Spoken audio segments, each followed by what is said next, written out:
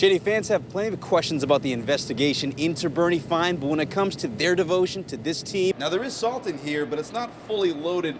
That will happen tomorrow before they make their first run of the day. When troopers get into work, they generally don't even know where they are. But as the night progresses, they set up and are waiting. And if you're driving recklessly, there's a good chance they'll find you. It wasn't a difficult decision for Courtney to go into that game for one main reason. She loves to compete, whether it's a few minutes at practice or when it really counts. She's such a fighter. Her mother said it, and it's been obvious. She's been able to get rid of that first tumor, and hopefully for her, able to get rid of the second one, too.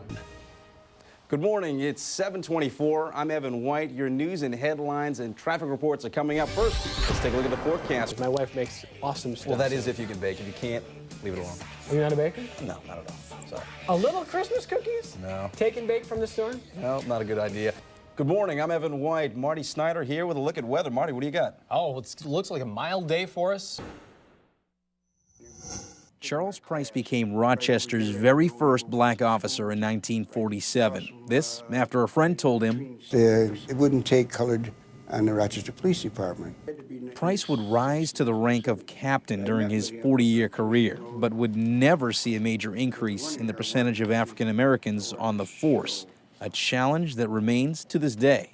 Historically, we've never reached our goal. Police Chief Jim Shepard says RPD has fallen short of federal guidelines calling for 1 out of every 3 hires to be a minority. Why is this? One theory, perception among young people. Would you become a police officer? No. Why's that? I hate cops. Then there's the reality of public safety work. I feel like job is too dangerous in the inner city. 2933. Ricky Harris is one of 63 black officers in a force of 624. Coming from the city, I wanted to do something. I did not just want to be stuck in the city, trying to make ends meet. Being from the city and being black helps him with the job. You're relating to somebody who is from the same place they're from. Records show over the past 3 years, RPD has hired 142 officers, 5 of them black. Shepard and Price agree there's one way to change that. We need to be in that school district. We need to be basically married to the school district. If we could go right to the high schools here in the city of Rochester, get these kids involved while in an early age, you would get minorities on the police department. Though it wouldn't erase the job's danger, stress, or distrust of the badge. Ricky Harris says young blacks thinking about careers should view the job in a different way. This is your city. You should want to be out here, making sure that your city is progressing like it should be. I'm just not out here just trying to get a paycheck. I really want to see my city become great.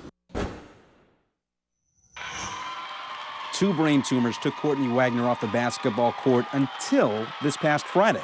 I wasn't expecting to play at all. I just come and cheer for the team. Facing Penfield, she started and was running and gunning on offense. I got the ball and scored. Well, I missed, but then I put it back up and scored again. That gimme bucket meant 2 points for her team, but immeasurable joy for this 14-year-old. It was really special. I won't forget it. It wasn't a difficult decision for Courtney to go into that game for one main reason. She loves to compete, whether it's a few minutes at practice or when it really counts. Well, I love to win. I hate losing, but I just like being out there supporting my team. Courtney can only practice and play in spurts, but her presence alone reverberates through the entire team. She's always given 110%, and her inspiration and just being on the sideline has really helped our kids just try to be enthusiastic. Surgery removed 1 tumor, though another remains. She's a competitor in general, and although it's been tough for her to fight through some of the chemotherapy side effects and the radiation side effects, she just keeps going. She kept going against Penfield, too, punctuating her stat line in the waiting moments with a 3-pointer. Canandaigua lost the game, but for Courtney, it felt like a win. Courtney will soon begin treatment for the second, more serious tumor. Her mother is thankful for the support that's come from several communities, not to mention classy moves by opposing teams like Victor and Penfield. Jenny? You got to believe that competitive nature in her is going to serve her well as she goes through this really difficult battle. She's such a fighter. Her mother said it, and it's been obvious. She's been able to get rid of that first tumor, and hopefully for her, able to get rid of the second one, too. Brandon Johnson was loved by so many, but taken so quickly. A wonderful young man, a nice, intelligent, quiet, gentle young man. So this is especially shocking. The Niagara University student was shot and killed in an off-campus house watching a movie with friends on Thursday night. I mean, when I found out first, I couldn't believe it. I just had to keep thinking, wait till I heard something about it.